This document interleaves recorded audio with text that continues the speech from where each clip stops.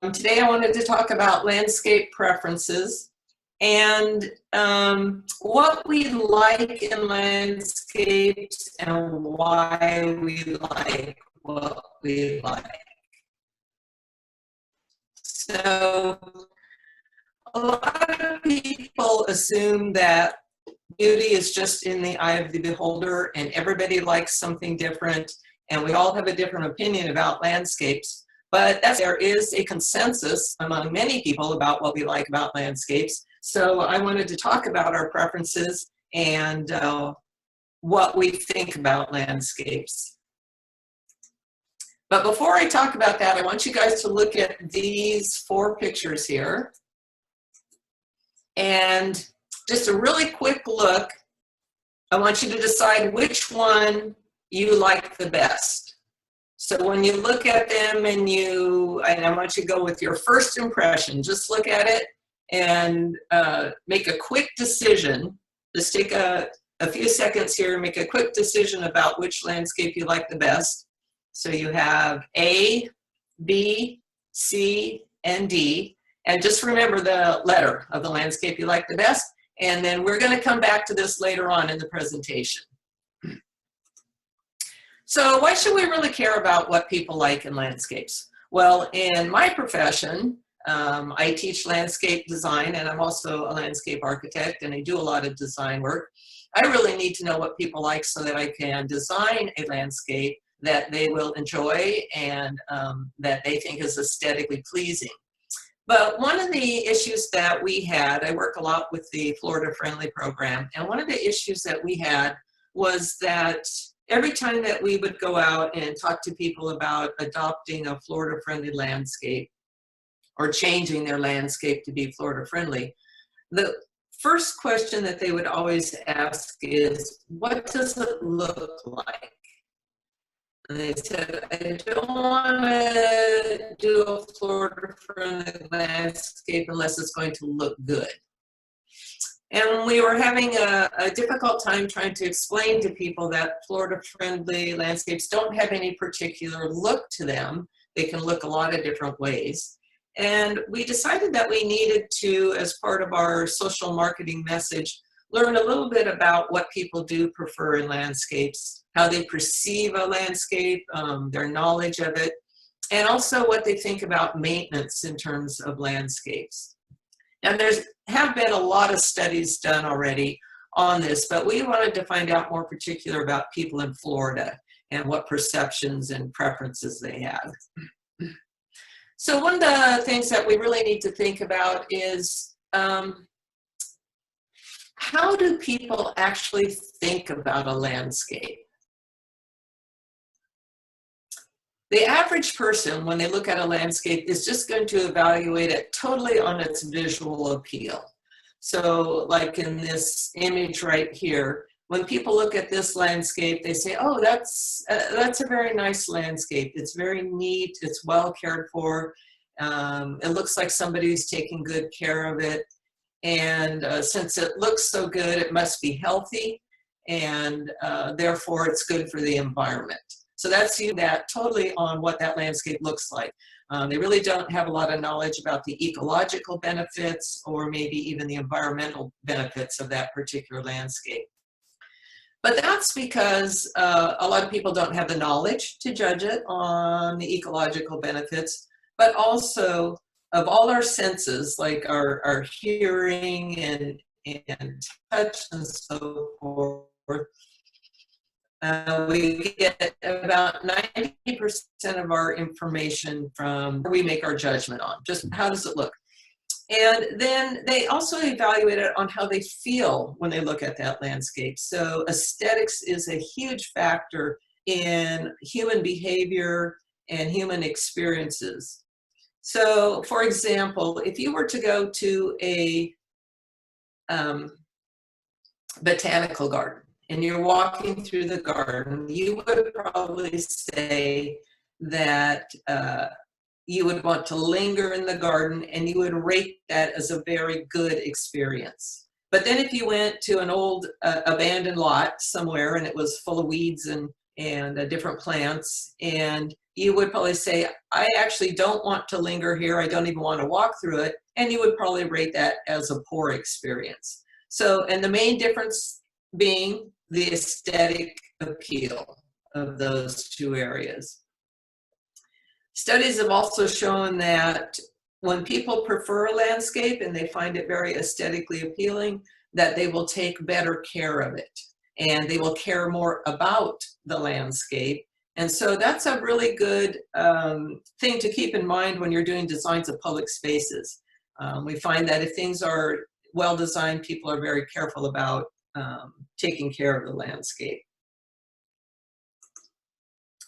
So what do we really like about landscapes? Well, we like very large, colorful flowers.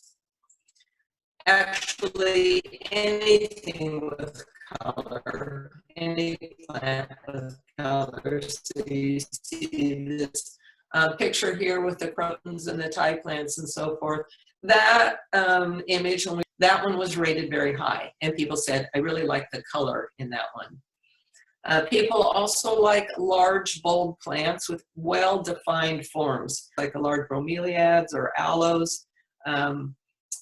That people find that very appealing because they can easily distinguish those plants, and the form is well-defined. When it comes to trees, people like trees like this one in the corner here with this very large, arching umbrella-like canopy and a thin trunk.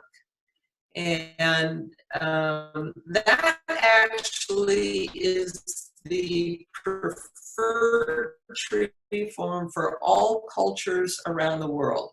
In studies that they've done, everybody likes this particular, about why that might be a little bit later. The other thing that people really like is a organized complexity to their landscape, which means that they like variety. They don't want it to be too simple because then it's boring. But they do like it to be a little complex, but it has to be organized in a way that there's some sort of pattern so it doesn't look too chaotic. So going back to this picture up here with the colorful plants, even though it looks maybe a little chaotic, if you study it for a minute, you'll see there's some organization, and that's in repetition. So these colorful crotons are repeated 1, 2, 3 times in the landscape. The tie plants are repeated 3 times. And then it looks like a schleppra maybe repeated about 3 times in the landscape. When you use repetition, you create pattern. And in all cultures around the world, people prefer landscapes that have some sort of pattern to them so that they can read the landscape and they don't feel like it's too chaotic or messy. So other things that people like are these multiple beds and curved bed lines. So this is a very traditional landscape up in the corner here, in the upper corner, with these curved bed lines here and a very curvy pathway here. They like it because it feels organized, yet it still feels somewhat organic and somewhat natural, as opposed to having very straight lines in the landscape. It also shows some design sophistication. It probably looks like maybe a professional design. Oh, okay. Somebody's talking, but so the other thing that people really like a lot are the open vistas. So this picture down in the left corner here, especially views across to open water. People really like that. They like to see in the distance. And that's one of the reasons why people like to buy lots on stormwater ponds or lakes, because they like that open, clear vista. It's also a reason why in a lot of developments, the developer charges more for lots on ponds or lakes, because they know people like that. The least important to most people is the type of plant material. So in this photo that's down in the bottom right corner, people don't really care about what plant it is, as long as it looks good. And for a lot of people, that's just because they don't know their plants. They wouldn't be able to identify it anyway. But they do have preferences for the look of the plant. So the plant type, not important as long as it looks good. Other things that people like about landscapes is they want a landscape that looks like it's well kept, that it exhibits care, like somebody is taking. And they also like the idea that there's some human influence, usually a built element. It could be a pathway, a fence, a pergola, something like that, that's in the landscape. So the picture up in the upper right shows this brick pathway going through what looks like maybe a little bit chaotic landscape, but the pathway tends to civilize it a little bit, provide some organization, and people are more likely to say, oh, I'll walk through this landscape. If that pathway wasn't there, they probably would not be quite as willing to kind of bushwhack their way through this landscape. Also, landscapes that are very clear in use. So the picture on the bottom left, this is a front yard, and people understand what they're supposed to do in this landscape, and that is, walk to the house. And that's very important for people. They don't want to be confused about what they should be doing. So there are some theories about why we like what we like, and behaviors who study human behavior and the environment have developed these theories. Some of them have been around for a long time. Some of them say that, well, it's just based on our evolution. It's an innate preference that we have. Others say that there's another theory that if a landscape looks to us like it's a safe and secure landscape, then we're hardwired to like that landscape as we evolved. And that's the prospect refuge theory, which we'll talk about in a minute. Other theories say, we only like landscapes that really elicit a pleasurable emotion from us. So if we look at it and we feel, that something is beautiful or we are in awe of it, then we like that landscape. And others say, well, it mostly depends on our experience as we're growing up in particular, and our culture, whether we like it or not. So let's look a little bit closer at each of these theories. So the evolutionary theory says that we like landscapes that looks like a savanna. So I have some pictures here, and many studies, and you can see the studies listed at the bottom here, have been done on this particular theory. So disregard the zebras. I couldn't find a good savanna picture with no animals. And when they have done these studies, they have found that most people, by far, prefer this particular biome or landscape, this savanna biome, over, say, for example, the conifer forest, which is pictured in the bottom left, or the desert landscape in the middle, or the deciduous forest over on the right. There's high preference for the savanna. And when people describe why they like it, they say, well, it's easy to read. I understand what's going on there, and I don't feel like I would get lost in this landscape. So some of the things they describe as liking is this low ground cover with an even, smooth texture and a very pastoral look to it. They have a depth of field. They can see what's going on far out into the landscape. And there's these widely scattered groups of trees here. And you'll note that these trees have that form of that kind of arching umbrella canopy and the thin trunks there. So that might explain why in cultures all around the world prefer this tree, because our ancestors evolved on the savanna, and we are hardwired to like this type of landscape. So there's also the historical perspective on this, and it's another way to explain why people might like this. When you look way back in history, long before there were behaviorists who said, you know, we evolved on the savannah and so we're hardwired for this. When you look back in history, when people were able to manipulate the land on a large scale and make changes to it, they expressed a savanna-type landscape. So if you look at, for example, the English estates, and this one down in the bottom right-hand corner, it's a huge estate where they cleared large amounts of forested area, and they made these very with clumps of trees. If you look at some of the Italian and French estates, here's Versailles, you'll see it's a little bit different, but same concept, a long depth of view, very clean, open surface with the water and the clipped turf gardens here, and then clumps of trees.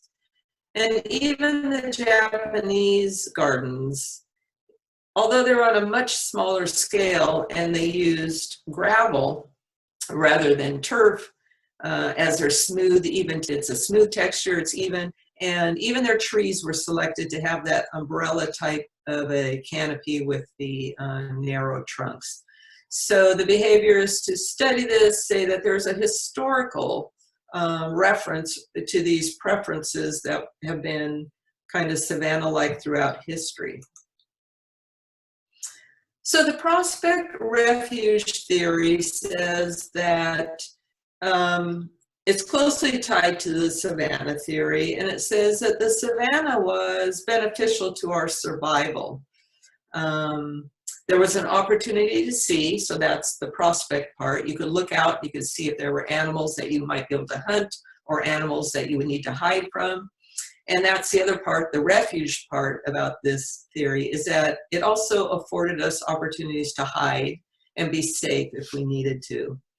So these kind of landscapes have the open spaces. They might have some low shrubs in them, but they also have those clumps of trees that provided safety. And so the picture in the bottom left corner shows a view looking out from hiding in a clump of trees along an open area, and showing how that perspective might have led people to like this type of landscape.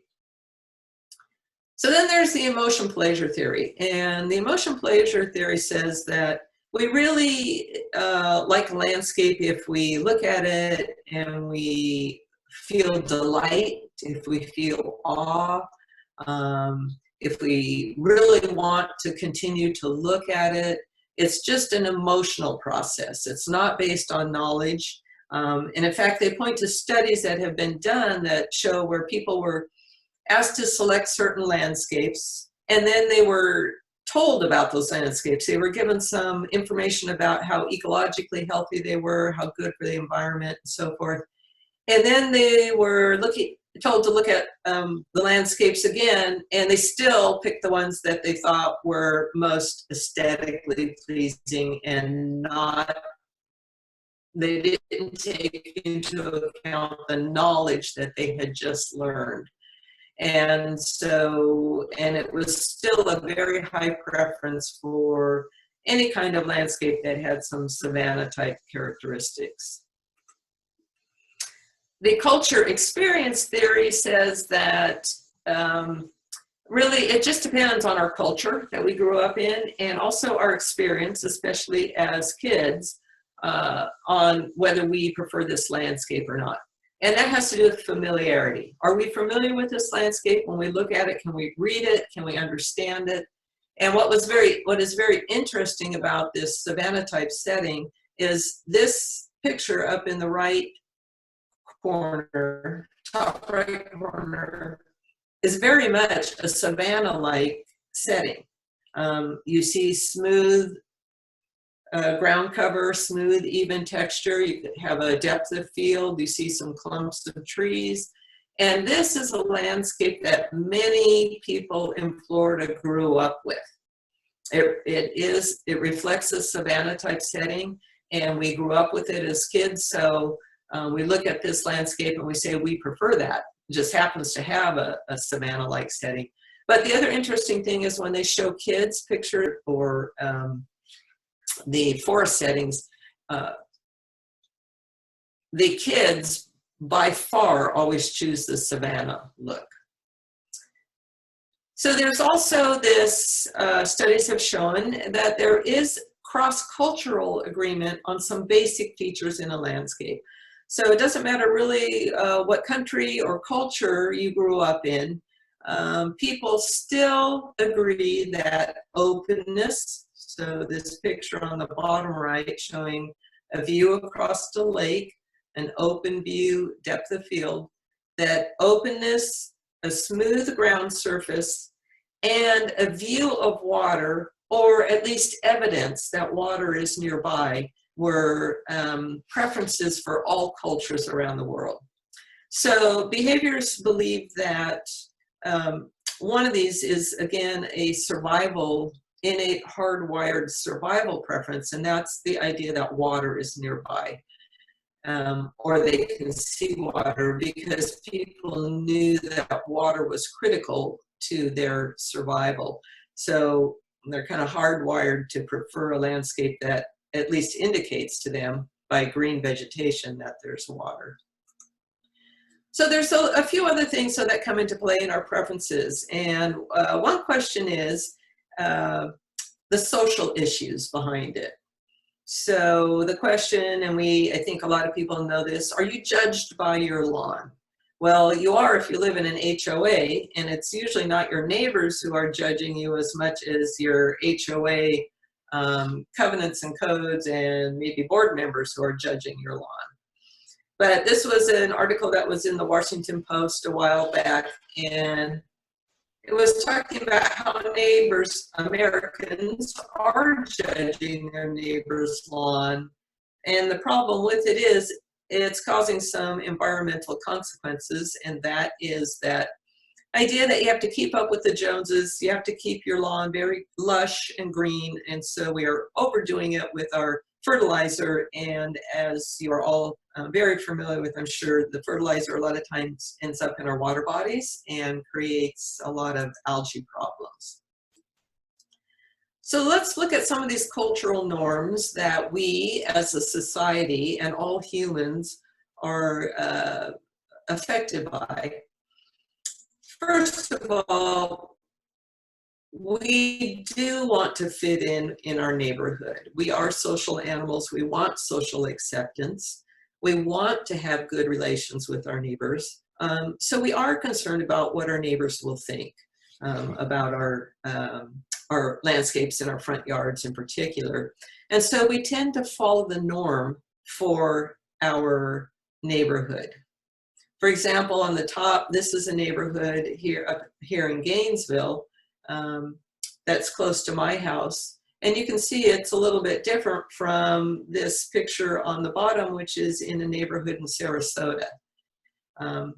But all the neighbors in this neighborhood up at the top, they have similar yards with a lot more vegetation, a lot more trees in them. So it's kind of, it's called mimicry, where people mimic what other people do in their yards. And if you look at the picture on the bottom, you see that all the way across, looking down the road, people have very similar yards there. The other thing about our front yards in particular is we do consider them to be public space, sometimes community space, and we do want to exhibit some pride in ownership or show that we care about our community and that we recognize that everybody who lives in this community sees this area, and we don't want to be the yard that everybody whispers about behind our backs. That is not a good situation. So there's some other things about this cultural appeal too. Property value. We know that, or people are taught that, a green lawn, large trees, a well-kept yard value. And in fact, this article that's up in the top right-hand corner that says, for curb appeal, the asset is grass. This article was in Money Magazine a few years back, and it was talking about how to improve your property value. And you have to do, and by doing that, you need to increase your curb appeal. And it says here, turn that lawn into a fine green carpet, and your whole house becomes more valuable. People pay attention to that message that is coming from realtors, from, you know, great literature like Money Magazine and so forth. And they say, well, if I want to get top value for my house, I need to have this green lawn here. And I need to have some nice trees. The other thing is security. Many studies have been done with eyes on the street and other cues to care issues. And they know that if people come into a neighborhood that is well kept, it's a cue that this yard is cared for, somebody lives here, they are watching out for their neighborhood and for their neighbors and their street. And this is not a place where you should come to do something bad. So they look at it as a good security measure. Plus, having kind of this open view, especially as you approach your front door, is a good idea as far as security and safety. That's called the CPTED technique. It's crime prevention through environmental design. And they talk about, you know, keeping open, clear sight lines in your yard. Some of the other cultural norms are maintenance knowledge, being concerned about wildlife, and your environmental attitudes. So for example, maintenance knowledge. This particular picture up in the top right corner was sent to us by a person who said, I want this yard to be certified as Florida friendly. And yes, it might be Florida friendly, but it's probably not a yard that most people would want to see in their neighborhood. Other people are concerned about wildlife, and this yard that's pictured in the bottom left is a pollinator garden. And you can see, I put these two pictures in here to contrast, you can see that you can still have a lot of pollinator plants and kind of a natural looking garden. But if you organize the plants and you put a pathway through it and you show that there is some more care being taken, then this is an acceptable yard, where the one up here is not so much. It doesn't look like anybody's taking care of it. We did a lot of focus group studies with people about the shoreline of their stormwater ponds, and people are very concerned, for example, about snakes and gators, but they did express that they would really like to see a lot more wading birds. And so having that kind of pro-environmental attitude helps to, also helps with preferences for certain types of landscapes. So here's sometimes the issue with a Florida-friendly landscape or a more ecological landscape is a lot of people have this picture or image in their head that if it's too natural looking, there's not going to be any large colorful flowers. In fact, the flowers are literally very hard to see. Here's one with some beach daisy, and you can see that the flowers are a little bit hard to see. They pictured dense vegetation, and that's not pruned like this uneven growth habit, just like maybe some of the plants in the picture in the bottom here. And then less defined organization. So you really don't know, you don't see any patterns here. It looks messy or unkempt, and there's not a whole lot of human influence in it. So when you say Florida friendly, that's the picture that a lot of people have. So we have spent a lot of time in our social messaging trying to say, no, it can be Florida friendly, and it doesn't have to have all of these, what people sometimes consider negative attributes. So I wanted to finish up the talk with one last slide here, talking about ecological landscapes and how you can improve them with organization and pattern. So first, let's look at this picture in the bottom right. this is a landscape that was done in a development down in the south of Lake Apopka. And it's all native plants, but you can see one way that they made it look less natural is they took the native plants and they lined them up in rows and they used them in clumps. So it has a more organized, more designed look to it. And then one last story about the Ladybird Johnson Wildflower Garden. I don't know if any of you have had the opportunity to go there, but it's been open for quite a while now, quite a few years. And when they first opened the garden, they actually just had these very large meadows, and they had the wildflowers out in the meadows, and they had these kind of simple pathways going through them, and people would walk through the meadows and say, oh, it's gorgeous, you know, we love the wildflowers and everything, but they would come back to the visitor center and say, where's the garden? They just didn't see them, and they were getting a lot of kind of negative reviews that people liked the meadow, but they wanted to see a garden. So then they made some changes, and they came in and they made these grid pattern with these planted areas. They're just a square with a block around them. And they took the exact same plants that were out in the meadow. They kept the meadows, but they took the same plants that you would see in the meadow, and they kind of divided them up into groups and planted them in this grid pattern. And also they had these pathways with the arbors and everything. So it had much more of an organized feel to it, a more manicured look. And you could see very visibly the human kind of aspect of this garden. And I think this is the last slide here. Oh, I forgot. We're going to go back and look at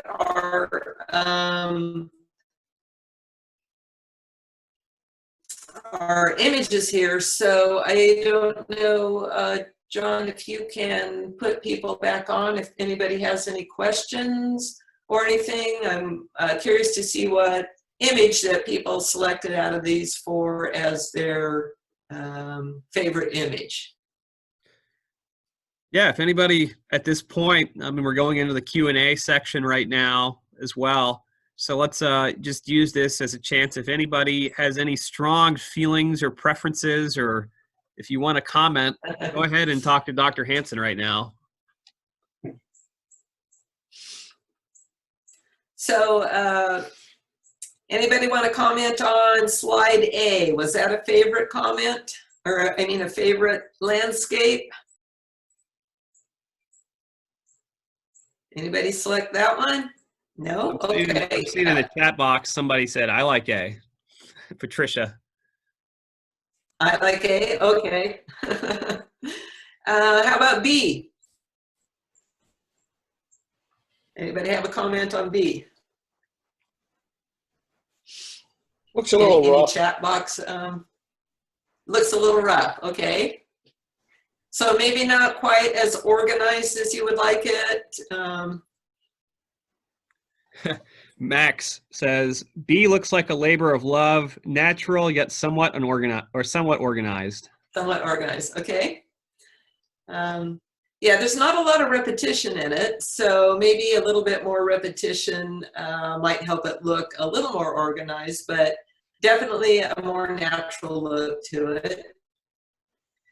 How about C? Did anybody have a preference for C?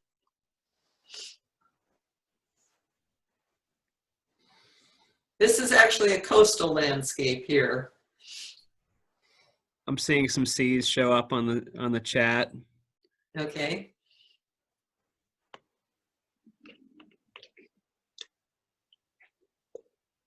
Nobody have any comment as to why they like that one in particular? How about D? Anybody have a comment about that or want to say something in the chat room about D? I like the repetition. It's not big. It looks very neat, and it goes well with the Uh-huh. house. Okay. And D also looks like With the it's architecture, yeah. and D So looks like, usually,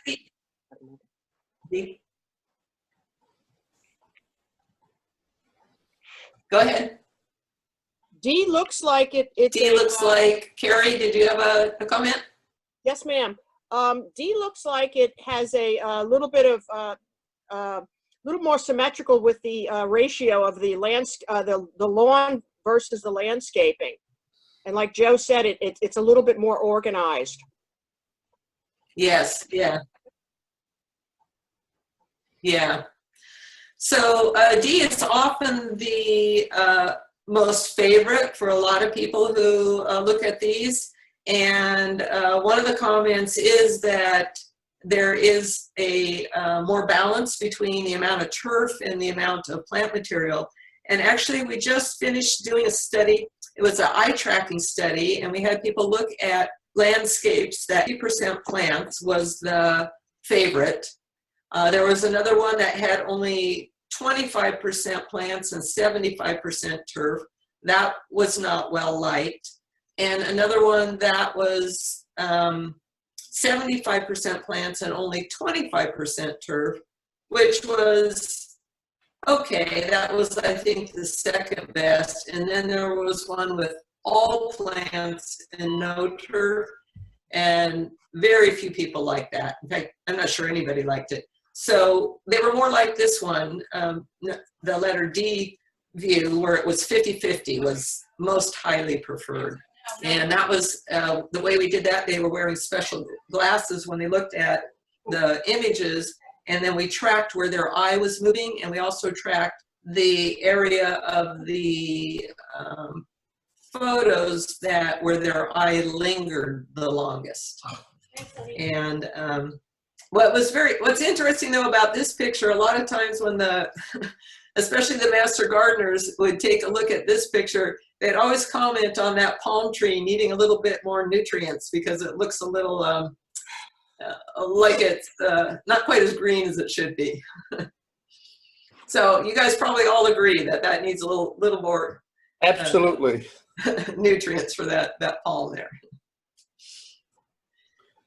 Okay, so did anybody else have any other questions? I think I might, let me see if I put, no, these are just some more slides on cues to care, but I think we're probably out of time. So if anybody has any other questions about preferences, about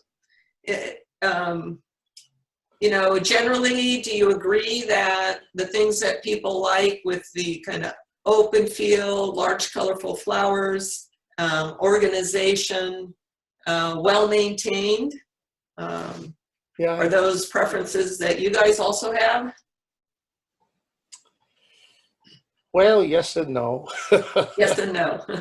Yes and no here too, but C, my main comment on C is that I don't like that big old tree in front of my house, in front of my door, on my roof, especially on the coast. Yeah. Good point. Yeah. That's actually a comment that we get quite often about landscapes is people are, and especially if they live on the coast, very nervous about having larger trees close to their house. That's understandable, especially if they don't live here year round. They don't want, during hurricane season, trees coming down on their house. But, you know, in the focus group studies that we did find that maintenance was a huge, huge factor in preference. A lot of people would say, you know, I really don't like a landscape that's not well maintained. And so what I usually try to teach my students when they're doing design, I say, think about maintenance first, because a well-maintained landscape is always a good-looking landscape. And then if you select plants that are easy to maintain, and that you don't have to do a lot of trimming or pruning, and plants that are hardy where you don't have to use a lot of fertilizer or pesticides or herbicides or whatever, then automatically that landscape is going to be environmentally friendly because you've selected plants that look good, they don't need a lot of life support strategies to make them look good, so it's going to be more environmentally friendly. Yep. And so those are some of the things that we try to teach our students, and that we try to teach with Florida-friendly landscapes, is select your plants right from the beginning that are easy to maintain and always look good. Okay, any other comments? I got one quick question I see on here. So Barbara Wilson is wondering which is the most Florida friendly out of all these here. That's actually a very good question, and all of them, maybe with the exception of A, which might have a little bit more turf than we would prefer to have in a Florida-friendly, but all B, C, and D are all Florida-friendly Florida-friendly landscapes. The one thing, though, that we don't really know about what people are doing in these landscapes is how they're maintaining them. And for example, in D, that is a look that we say is Florida-friendly because there's not a huge amount of turf there. But we're also assuming that if there's not a lot of turf, you're not using nearly as much fertilizer, for example, as you would in the image A, where there's just a lot more turf, which means you just have to use a lot more fertilizer on it. So if we knew that this landscape here, if they weren't using fertilizer on their turf, which is highly unlikely because of the condition of it, it looks good. It might be considered Florida friendly.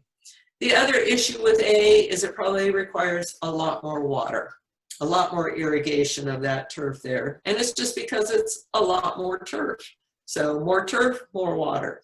And we really want our Florida-friendly landscapes to be more drought tolerant and not require as much irrigation. So that assumption is that on B and on C and even on D, that these plants are more drought tolerant and don't require as much water.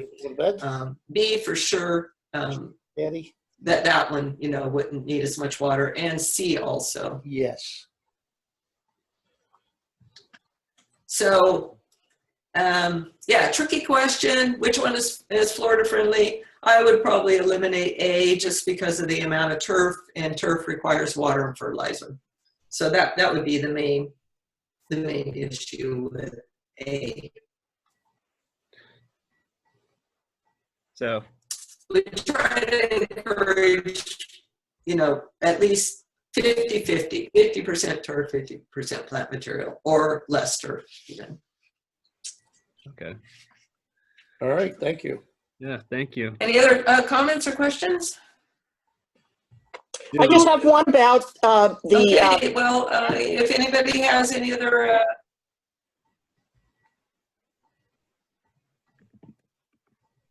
didn't hear the whole comment there.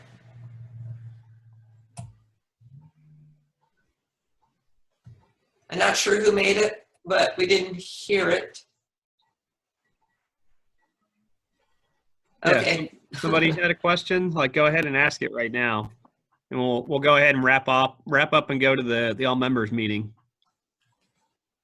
I think the comment about creating pathways in areas that some folks may find is could be a little bit unruly definitely creates it. You know, the aesthetic is much more pleasing, and it gives you an eye to where where to look, and it helps out when people want to think that your grounds are a little bit overgrown when they're really not. You've just right. a lot of habitat for animals. I'm glad to hear that this is being addressed in this manner. Absolutely. Pathways. I had a question, please. I was going to say, I'm Yeah. Gail. Good morning. Dr. Hansen, Okay. we used to have an extension agent who taught us that a tree Hi, should Nancy.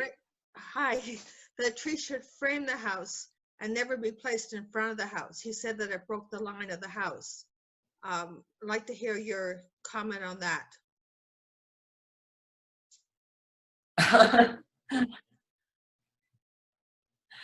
Yeah, that's not a design concept that I adhere to. It's a very kind of old-fashioned design concept that people don't use anymore. And one of the reasons for that is most of our houses really don't have much of a line to break with trees.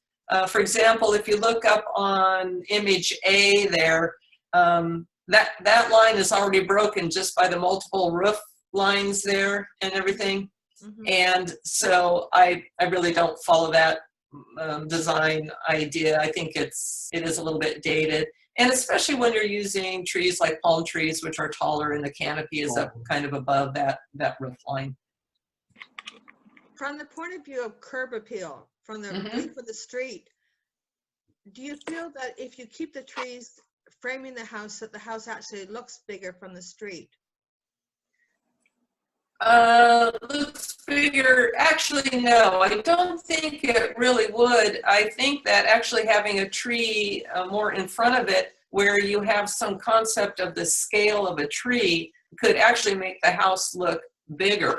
Now, if you have some really dramatic, nice architecture, and it's not your regular run-of-the-mill, planned unit development house that looks like all the other houses in the neighborhood, and you have some striking, nice architecture, then I would probably move the tree to the side and let the house kind of shine. Because people really do pay attention to the architectural style of the house. The yard should just be kind of the setting in which the house is placed, and it should actually improve the architectural feel of the house. So if you look at it, for example, in picture A, in this one palm tree that's over to the right, there's a blank wall right there behind the palm tree. And it's a pretty open, fairly large wall there, and it feels like it needs something. And I think putting the palm tree in front of it helps to break up that blank wall right behind it. So strategically, if you look at the building and you say, well, it might be nice to break up this blank wall, or I wouldn't necessarily put trees in front of windows because I think you need to see out, and so I wouldn't go that way. But I think that you just have to look at the front of the house and decide where you might strategically place some trees. And they can be in front of the house and actually set closer to the curb too. And that really helps with curb appeal. But people do definitely like trees.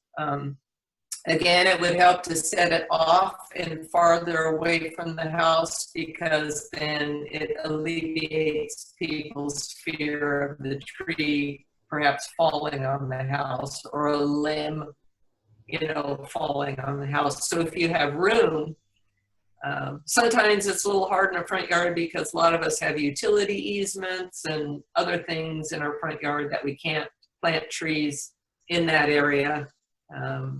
But if you look at image C, for example, that tree that's very close to the house there could easily have been planted over here on the side, on the left-hand side of that area there where the grasses are and so forth, and falling on the roof or something like that. But what about the tree roots cracking the foundation of the house? If you have a tree and you think it's cracking your foundation, you should have it removed. That's not a good thing. But I know that one of our faculty members who was recently retired, Ed Gilman, who was our arborist, he said that's actually very rare that trees will crack foundations of houses. It's usually not a problem, and he has many slides that show pictures of trees right next to houses that are not affecting the foundation at all.